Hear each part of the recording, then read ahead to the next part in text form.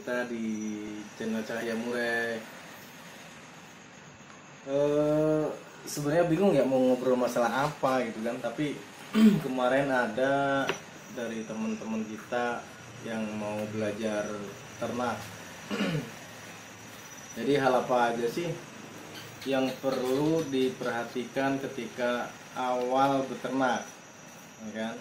Nah, kemarin ada dari Cilacap, ada dari Semarang itu bertanya. Jadi faktor apa aja yang perlu diperhatikan? Nah, kali ini kita coba deh babarkan atau apa ya namanya dijelaskan langkah-langkah awal cara beternak murai batu agar kita tidak salah langkah ya, karena banyak kejadian ada betina dibantai terus udah jodoh udah bareng tapi nggak nelor, terus udah nelor ada yang netes atau dibantai telurnya, atau ada juga udah netes baru 1 hari ternyata ditemukan di bawah, ya kan? Oke, kita lanjut ya, langsung aja deh. Hal yang paling utama ketika beternak, satu yang perlu diperhatikan ya, masalah birahi jantan dan betina. Jadi birahi jantan dan betina itu harus sama-sama tinggi ya. Jadi jantan pingin kawin, betina juga pingin kawin. Jadi nanti pas penjodohan awal itu, ketika jantannya pingin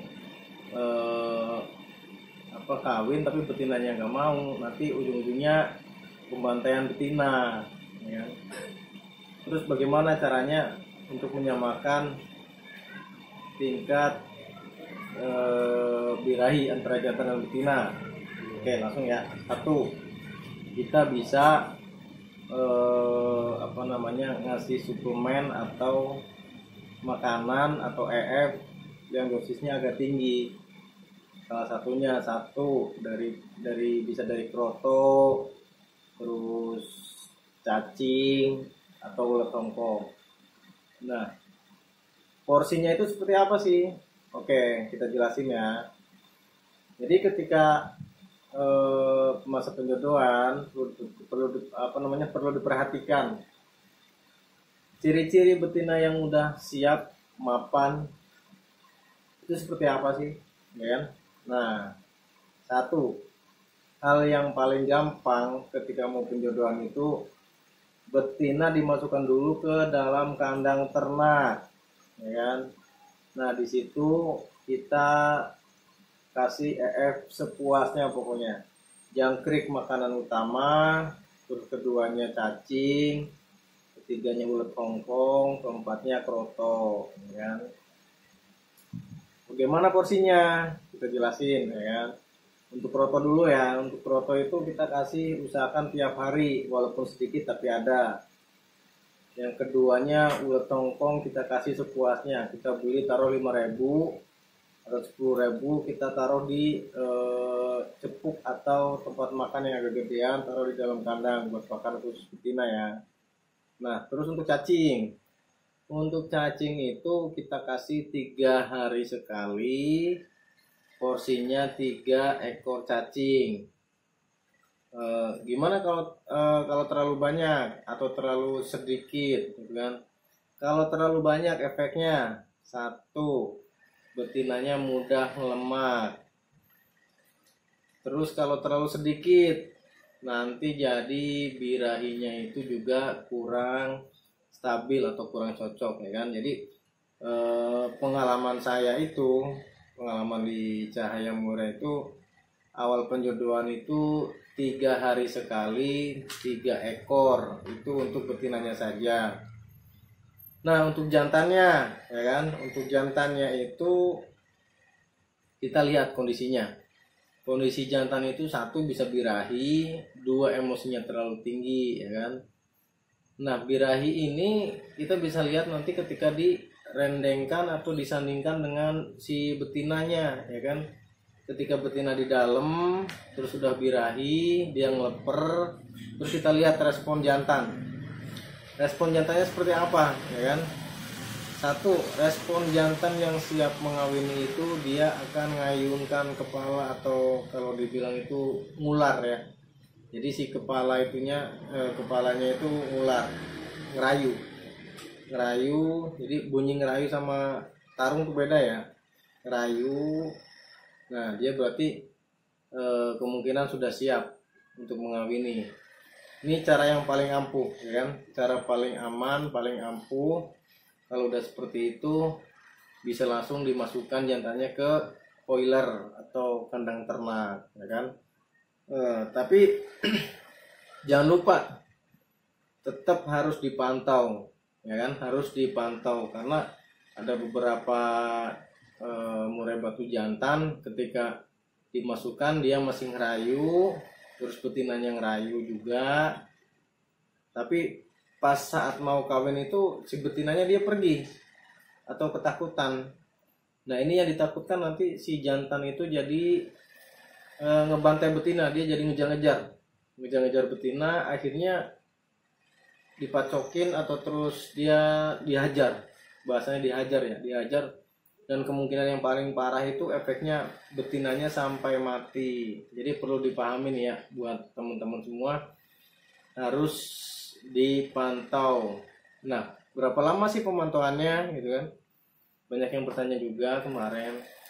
Usahakan itu minimal 3 hari. Jadi setelah disatukan jantan dan betina itu selama 3 hari itu kita pantau seperti apa perkembangannya. Biasanya kalau udah lewat 3 hari insya Allah aman, tidak ada pembantaian, dan kesananya nanti tinggal penyesuaian EF untuk sang jantan dan betina.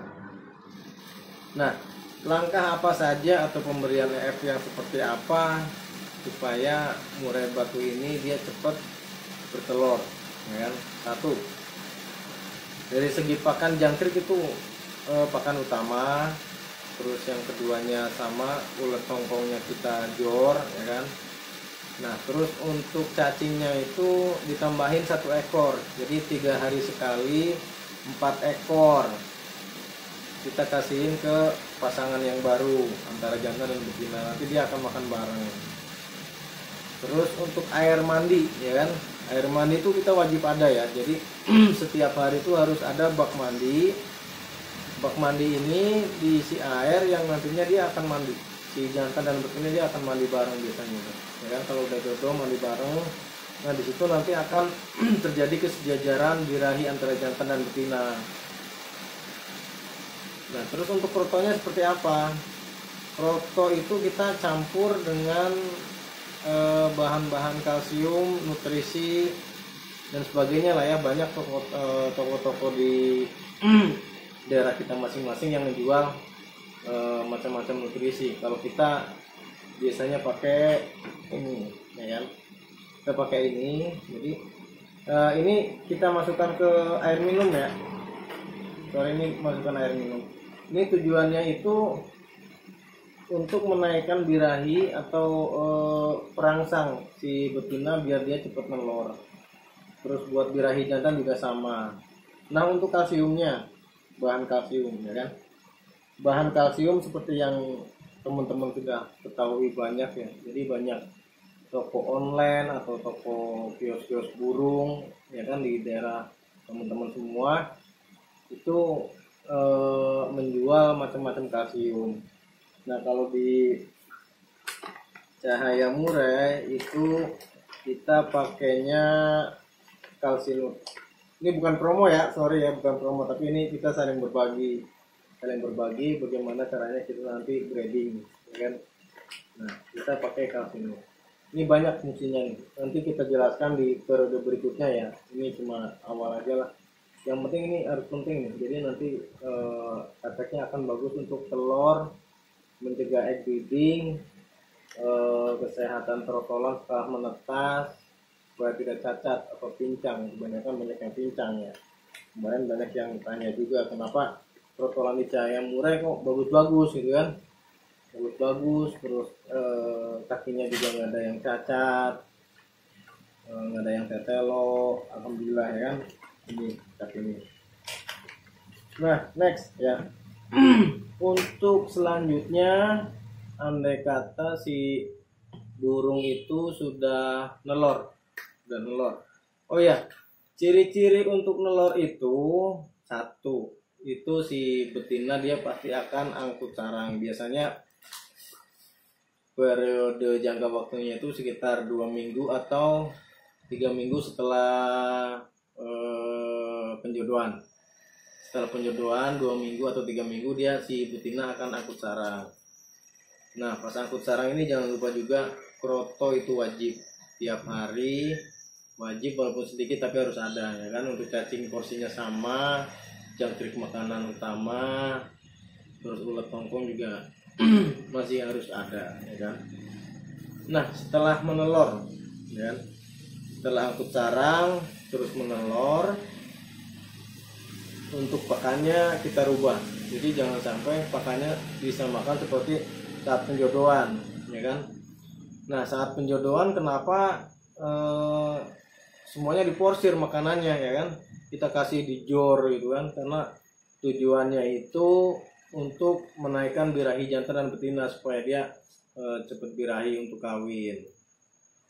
Nah ketika udah nelor nanti cukup kasih pakannya itu jangkrik ya kan, pakanan utamanya jangkrik sama cacing. Cacing itu kita porsinya dikurangin, bukan porsinya ya, jangka waktu pemberiannya itu dikurangin.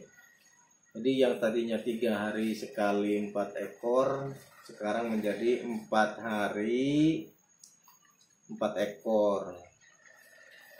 Terus jangan lupa juga untuk bak mandinya itu jangan sampai kurang.